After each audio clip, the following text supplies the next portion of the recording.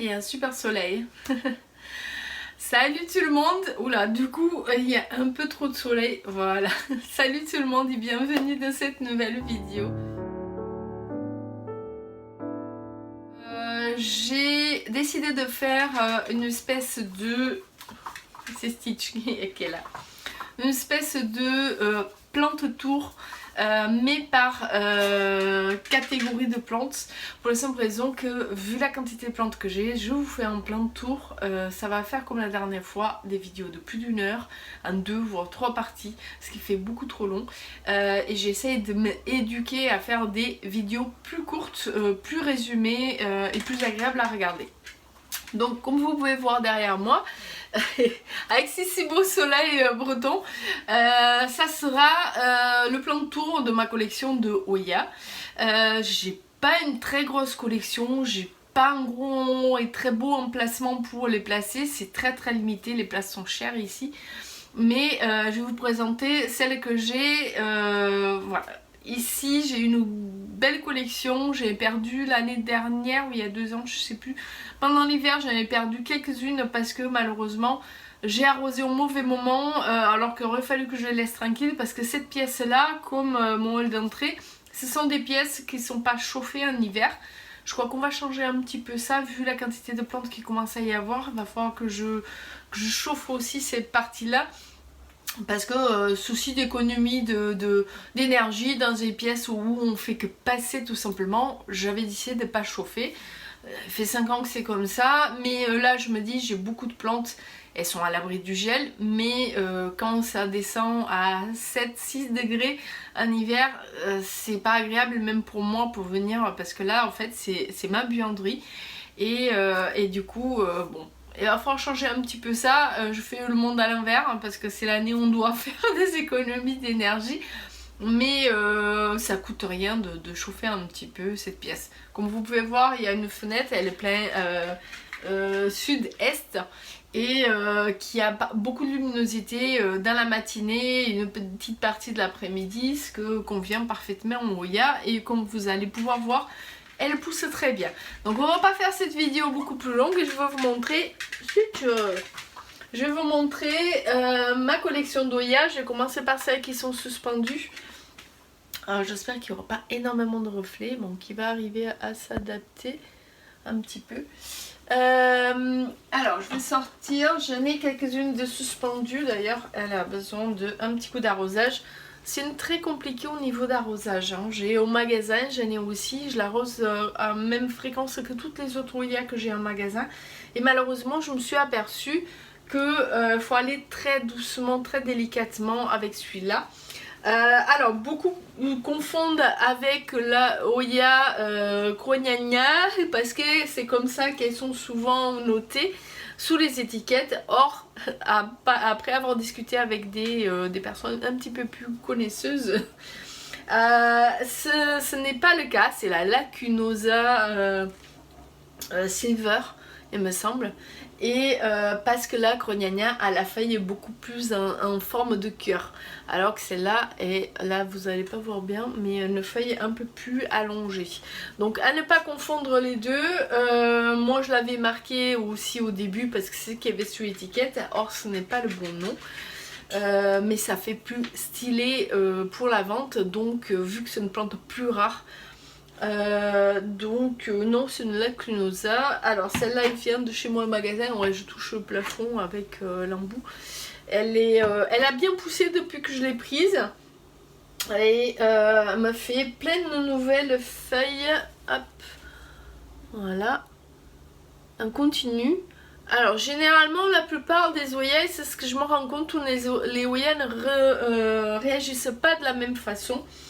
Souvent ils font, voilà, c'est le cas là, de faire des grosses lianes comme ça et les feuilles vont venir après. D'ailleurs on voit, il y a des racines, hop, si j'arrive à faire la mise au point, et il y a 2 petites feuilles qui poussent. Donc lui, je tâte les feuilles comme tous les Oya pour vérifier qu'il n'y a pas manque d'eau. Là pour l'instant il a l'air bien, même si c'est ultra léger, c'est très sec, mais elle pousse très bien. Pas encore de fleurs hein, parce qu'elle date de cette année, donc le temps qu'il s'habitue à son nouvel environnement, qu'elle s'adapte et qu'elle trouve les bonnes conditions. Pour l'instant, je n'ai pas d'un peu floral. Je vérifie quand même au cas où, parce que des fois, il nous faut mentir. Mais en tout cas, elle me plaît beaucoup. Donc ici, on a la Crimson Princess. Non, la Crimson Queen, pardon. Crimson Princess, je vous montrerai après. La Crimson Queen, alors c'est la différence entre les deux. C'est que celle-là, elle a les bords blancs et l'intérieur vert. Et la Crimson Princess, ou la Oya Carnosa tricolore. Je sais même plus parce qu'il y a tellement de noms et tout ça à chaque fois.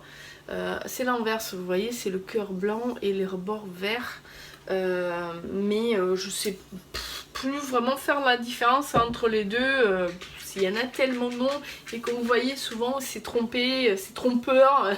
Les gens ils donnent les mauvais noms, donc il faudrait que je fasse des recherches un petit peu plus approfondies sur internet et sous les livres et pour trouver la cohérence dans les noms. Bref. Donc celle-là, il y a deux boutures. Donc ici une toute petite bouture que j'avais achetée en magasin, donc une toute blanche, magnifique. Et c'est une bouture que j'ai achetée sur le Bon Coin il y a 2 ans maintenant. Et qui a mis un petit peu de temps à démarrer. C'est ça le problème des Oya, souvent elles mettent un petit peu de temps à démarrer. Mais quand elles se sentent bien, après par contre ça n'arrête plus de pousser. Et c'était une bouture qui arrivait, vous voyez, c'était un tout petit pied ici. Alors, si on arrive à voir, voilà, c'est vraiment un tout petit pied de 15-20 cm que j'ai acheté. Et depuis, elle a poussé, vous voyez, là il y a une liane qui part. C'est surtout depuis l'hiver dernier qu'elle n'arrête plus de pousser. Essayer de décrocher parce que je sais même plus comment la mettre. Là il y a une des plus longues lianes qui est là, qui a refait en plus une autre liane ici tout juste où il y a 2 feuilles magnifiques. Alors la curiosité sous ces Oya, c'est qu'il y a le revers des feuilles qui est poilu, chose qu'au début elle n'avait pas. Et depuis elle a voilà, on sent bien, c'est le revers velours. Et c'est très drôle.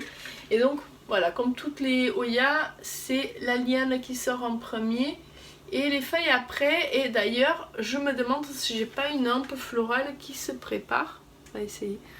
Vous voyez le petit bourgeon ici. Ici ça sera des racines ou des tiges ou d'autres tiges qui vont sortir. Mais ici, celui-là avec la petite tête, ça a l'air tout à fait d'une hampe florale qui se prépare. Bon, ça a un autre nom il me semble, mais moi je l'appelle hampe florale. Et d'ailleurs on ne voit pas, mais toute la tige elle est très velue au fait, c'est trop mignon. Donc le Oya macro-rhiza, il y en a, non macro-rhiza, je sais plus. Macrophylla, voilà, c'est arrivé. C'est une qui me faisait baver sur les réseaux sociaux et j'adorais. Du coup j'ai craqué de suite dessus et je pense que j'ai eu raison parce qu'elle n'arrête plus de pousser. Elle me fait des feuilles des fois, alors hop, avec le blanc. Alors là il n'est pas encore très blanc, souvent elle pousse avec un côté un peu blanc-vert et qui va blanchir un peu avec le temps. Il me fait des feuilles balèzes quand même. Celle-là. Et elle part dans tous les sens parce que là-dedans il y en a 1, 2, 3, 4. Il y a même 4 voire 5 pieds là-dedans. Je suis ravie. Donc là elle me fait des lianes dans tous les sens. Elle essaie de grimper bien sûr. Et des feuilles au fur et à mesure. Donc on sent qu'elle s'est bien installée, elle se sent bien. D'ailleurs elle est très molle, il va falloir que j'arrose un petit peu. Faites attention, on n'arrose pas souvent les Oya, mais il faut quand même les arroser. Et là j'ai oublié un petit peu, mais parce que si elle a trop soif après, le système racinaire se rétracte très vite. Et du coup, quand vous allez arroser, elle va pourrir illico. Voilà. Et il faut savoir que toutes les Hoya ne s'arrosent pas de la même façon. Il y a des Hoya qui ont besoin de beaucoup d'humidité, je vous en montrerai une. Et d'autres que c'est l'inverse, qui vont tenir plus facilement. Surtout toutes celles qui a la grosse feuille charnue va supporter d'être arrosée moins souvent. Et les Hoya avec des toutes petites feuilles vont demander à être arrosées beaucoup plus souvent. Donc elle, on va l'accrocher, c'est bien. Ici à côté dans le macramé, je sais pas si vous allez arriver à voir, j'ai Hoya Kringle 8. Un Hoya très curieux, elle a ce nom parce qu'elle a des petits zones creusées sur les feuilles, donc ça fait 4 et 4, 8 en moyenne. C'est un Hoya, je pense, qui c'est le cousin la plus proche du Hoya compacta, parce que le compacta parfois a les feuilles qui se replient pas et donc elles sont comme celui-là, donc c'est celui qui est le plus proche. Alors celui-là c'était un cadeau et depuis il m'a fait une belle liane, c'est celle-là, très belle liane. Et les autres ont bien poussé, donc celle-là qui va là-haut, je cherche je sais pas trop quoi. Désolée, j'ai la voix enrouée. J'ai la crève depuis un moment. Et donc toute cette liane-là, elle arrête pas de pousser. C'est un truc de fou. Pour l'instant, j'ai pas d'impe floral en vue. Ah, peut-être si. J'ai un petit bourgeon là au-dessus. Tout juste là au-dessus. Et peut-être. On verra bien. Donc pareil, d'un petit macramé. Alors ils sont tous en pot en plastique. J'ai aucun Hoya en pot en terre cuite parce que ça les réussit pas. Au niveau de la gestion des arrosages, c'est très compliqué. Donc c'est idéalement le pot en plastique pour l'été quand il fait très chaud, pour garder un petit peu l'humidité. Et souvent en pot transparent comme je fais pour mes philodendrons pour surveiller le système racinaire. C'est très important, vous allez voir. Donc ça c'est la Crinkle 8 et ici celle-là elle y est depuis un moment aussi et c'est celle qui pousse le moins vite de toutes. Après je pense que c'est parce que j'ai tendance à la soiffer beaucoup trop. Ça c'est la Waiiti normale.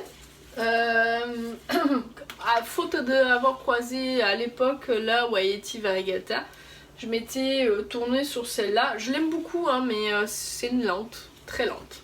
Hein, vous voyez, pour faire une tige comme ça, il lui en faut 5-6 mois, quoi. Hein, voilà.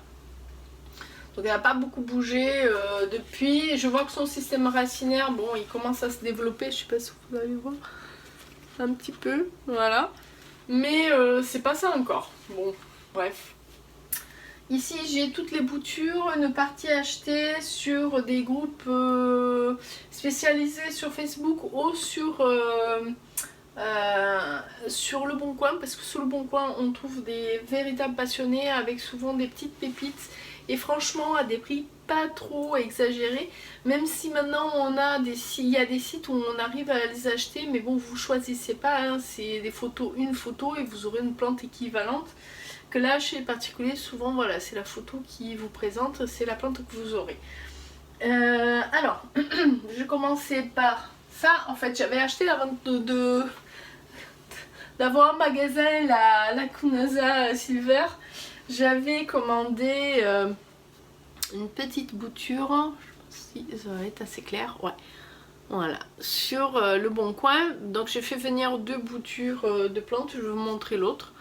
Et encore une fois c'est la Cunosa, toujours la même, hein. Donc pour l'instant je la garde, elle a un bon système racinaire qui s'est bien développé. Mais peut-être je la mettrai en vente celle-là, parce que maintenant j'ai la grande là-bas, donc voilà, je me suis dit. Alors je vois qu'il y a une branche qui est moins, alors celle-là, moins tachée. Donc peut-être garder cette branche là pour avoir une splash et vendre les parties plus argentées, parce que vu que j'ai déjà une. Donc alors au niveau du mélange, je fais un mélange comme pour mes philodendrons. Beaucoup de... Alors légèrement du terreau semis, donc de la tourbe, perlite et la fibre coco. C'est ultra léger, je sais pas si vous allez arriver à voir. Et c'est vraiment très très léger, très fibreux. Voilà, il faut que les racines puissent vraiment se balader, vous voyez, ça sort. Alors avec cette bouture là, j'avais commandé chez la même personne un Oya Matilda qui est très mignon. Je sais pas si on va bien le voir, qui a poussé de fou. Celle-là par contre, une fois qu'elle a été rempotée, parce qu'ils sont arrivées racines presque nues avec un petit peu de terreau, c'est tout. Et elle par contre, elle a fait des racines, même là, désolée du reflet. Pour l'instant ils ne sortent pas, mais ça va être sans tarder. Donc toute cette liane là, elle n'existait pas, hein. Elle s'arrêtait ici. Hein. Et elle est partie, mais d'un coup, mais une seule liane, hein, mais elle est partie d'un coup. Je l'aime beaucoup, donc c'est la Matilda qui est pareil, est velue, trop mignonne. Ah, ça c'est le petit bijou, le petit Graal. Et je suis contente parce qu'elle se plaît bien dans cet emplacement et me fait, alors, regardez moi ça. Très belle bouture. Celle-là a été achetée auprès d'une passionnée sur Facebook. Donc ça c'est, je vous mets le nom en bas parce que pour moi il est imprononçable. Et je vérifie toujours qu'il n'y a pas des bestioles qui viennent s'installer dessus. Parce que je vois des trucs cotonneux. On ne sait jamais ce que ça peut être. Ah bah si, j'ai compris ce que c'est. Des pucerons. Donc les Oya sont sujettes en plus des cochenilles, c'est les pucerons aussi. Et bah, ça va pas être compliqué, hein, beaucoup de savon noir, ça lui fera du bien.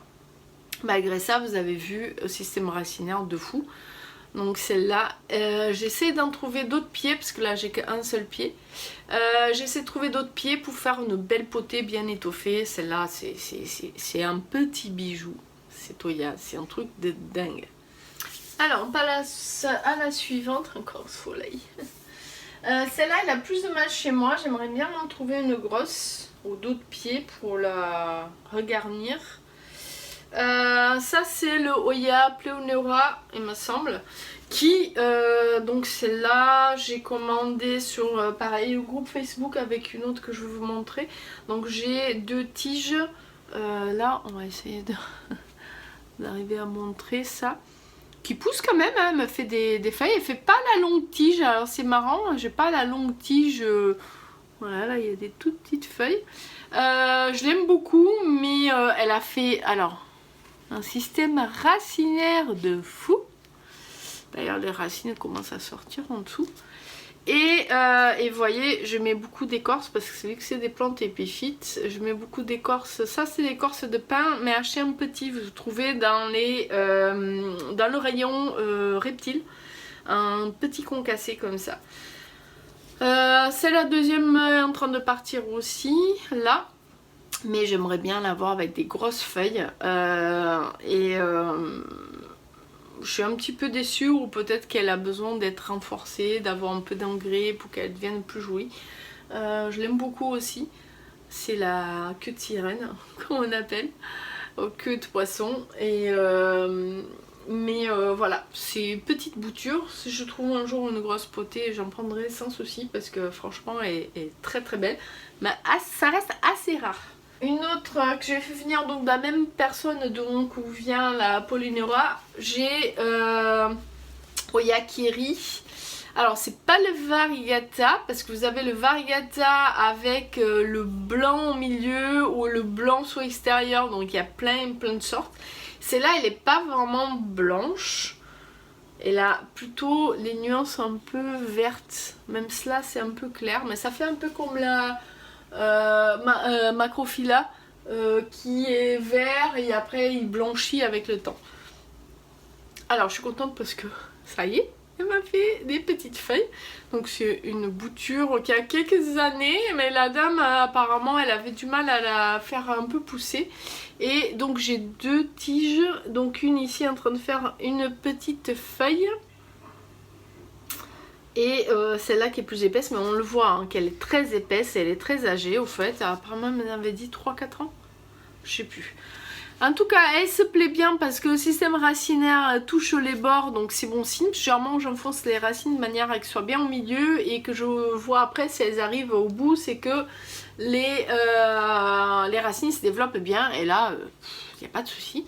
Alors, c'est un Oya compliqué dans le sens que les feuilles ont tendance à courber beaucoup si elles manquent surtout d'humidité. Mais je suis contente parce qu'elle s'est bien adaptée ici et voilà, il repart sur une nouvelle tige je pense et me fait des toutes petites feuilles, c'est trop mignon. Alors ici que je vous ai montré la Carnosa tricolore au la Crimson Princess qui m'avait fait, alors elle est où sa feuille? Ouais, parce que je désespérais. Alors ça c'est une bouture que j'ai eue de chez Bouture et Moi, un site internet maintenant, elle avait la boutique Etsy avant. Et j'avais commandé un Anthurium clarinervium et j'avais eu en cadeau celle-là. Et elle avait mis longtemps, au moins 2 ans, pour commencer à se développer. Pour vous dire, il faut être patient avec les plantes des fois. Et je la menaçais de la virer parce que je lui dis tant pis, je mettrai dans un colis un cadeau à quelqu'un, j'en ai marre d'une plante qui n'avance pas.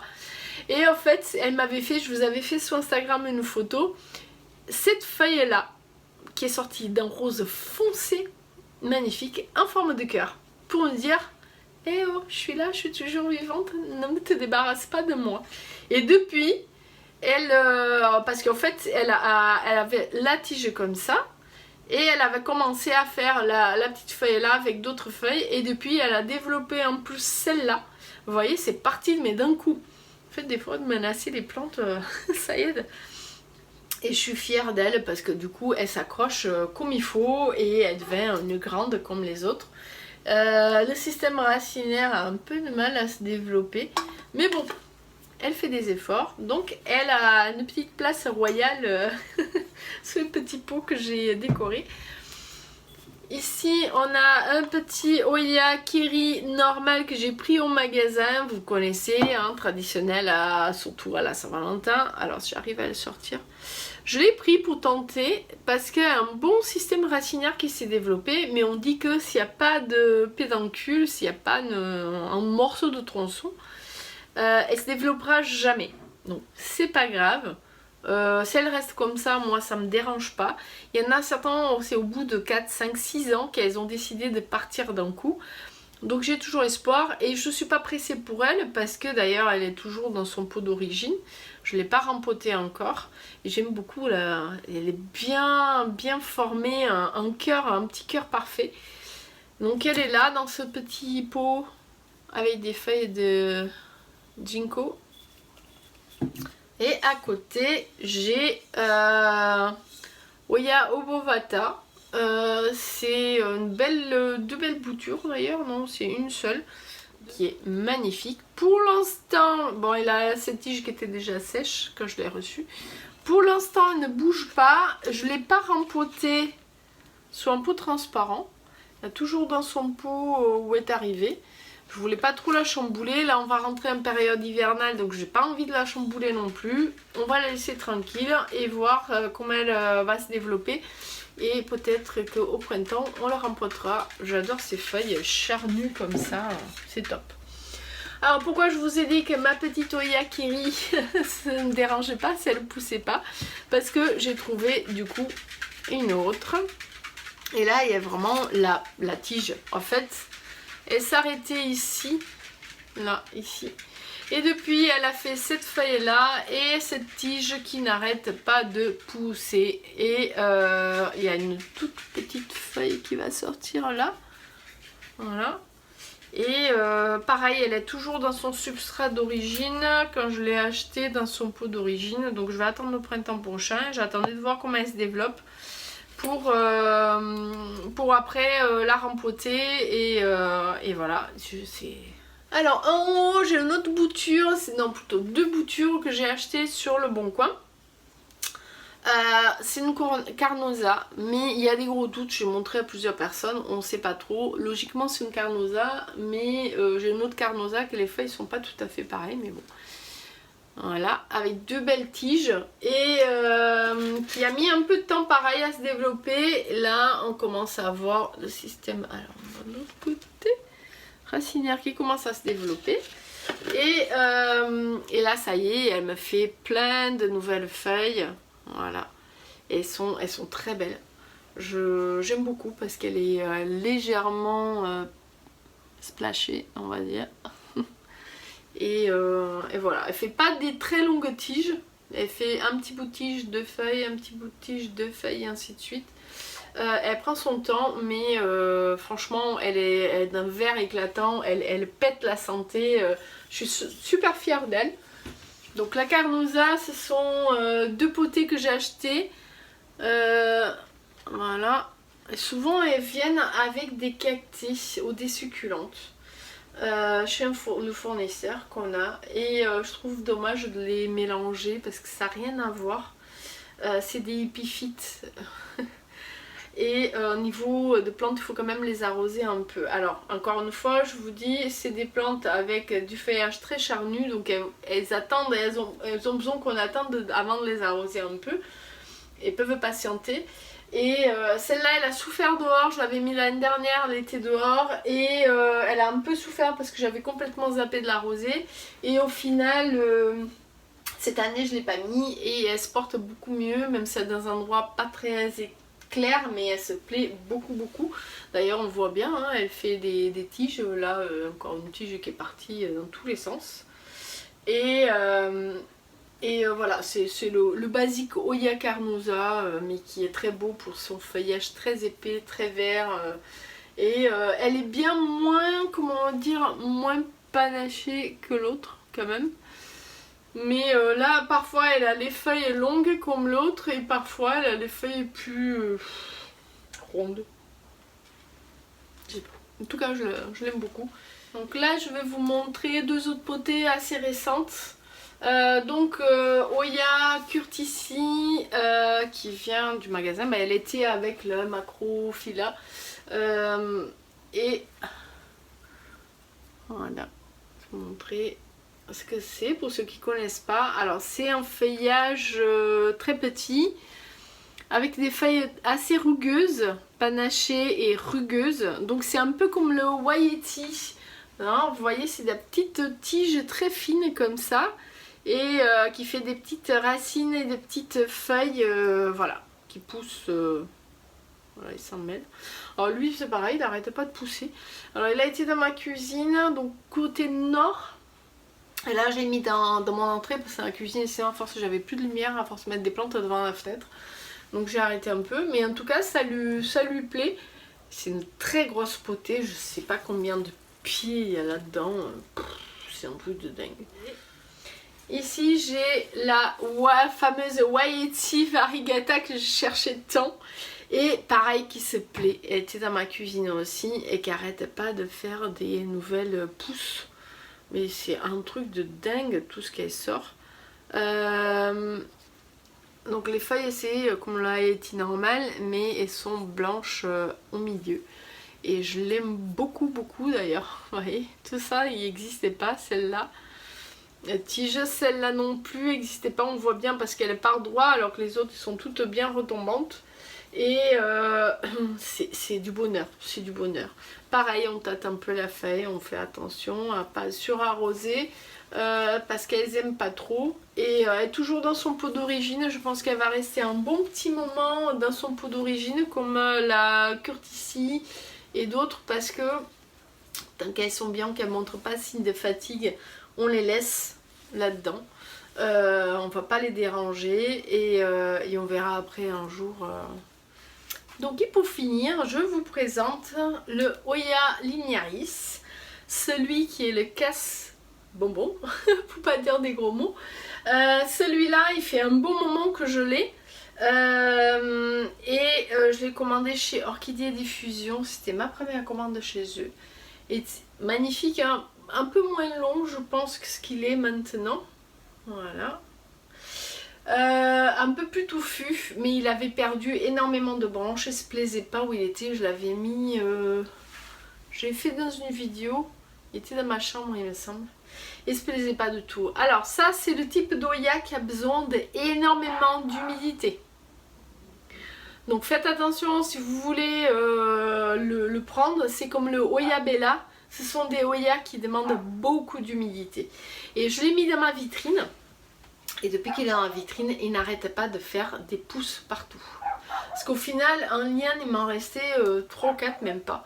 Et là, elle se développe, mais un truc de fou. Donc tout ça là, qui pend un peu plus haut, tout ça a poussé depuis qu'elle est en vitrine, même celle-là. Et là, elle pousse en une vitesse, mais elle s'est même épaissie à certains endroits. Voilà. Donc j'ai pas eu l'honneur d'avoir encore des fleurs. Pas un peu floral encore, mais j'ai espoir hein, un de ces jours. Donc elle est pot en plastique. Hop. Désolée pour le bruit parce que monsieur Stitch a décidé de faire du bruit. Je vois qu'elle se développe super bien au niveau racinaire. Alors ça arrive à pas avoir trop de... Parce que j'ai mis mon halo lumineux et ah bah elle se plaît tellement, vous voyez. Donc elle est dans son petit cache-pot panier et toujours pareil, terreau avec beaucoup d'écorce, perlite et de la tourbe dans la vitrine. Donc la vitrine elle a un peu de chaleur, beaucoup de lumière et beaucoup d'humidité parce qu'il fait en moyenne 60-70% d'humidité. Et voilà un Oya qui est heureux. Donc j'ose même pas, alors j'ai fait des boutures de tiges qui étaient en train de pourrir et du coup je me dis que celles-là je vais essayer de les mettre ici pour voir parce qu'ici c'est quand même une pièce donc un petit peu plus humide et voir si ça lui plaît et si ça lui plaît à ce moment-là l'installer plutôt ici, lui faire une petite place de choix quelque part par là. Il y a de la place parce qu'en fait je fais attention de pas trop revenir en avant pour qu'on ouvre la porte, pas trop les écraser, mais voilà c'est l'endroit le plus lumineux et comme j'ai après ici mes meubles du cellier, j'ai pas trop le choix. Donc voilà pour ma collection de Oya, on termine sur la casse-bonbon. Donc elle est très belle, pas évidente à trouver, on trouve quand même mais pas évidente à trouver. Et voilà, pensez à avoir cette Oya là dans une zone très humide de votre maison ou dans une, voilà, une serre, dans une vitrine, dans une pièce humide. J'essaierai la salle de bain aussi, j'ai plusieurs boutures donc je testerai des boutures ici, des boutures dans ma salle de bain pour voir. Et parce que c'est un Oya qui demande beaucoup d'humidité. Au même niveau que le Oya Bella, parce que le Oya Bella, moi, il me faisait des un peu florales, il poussait dedans quand il était en hydro, et dès que je le passais en terreau, c'était la catastrophe. Donc voilà, ça c'était ma collection d'Oya. J'espère que ça vous a plu cette vidéo. N'hésitez pas à me poser des questions, que ce soit ici sur YouTube, que ce soit sur Instagram, vous pouvez directement me contacter. Je répondrai avec plaisir. Et je vous remercie encore de votre soutien. Je vous dis à très bientôt. Bye!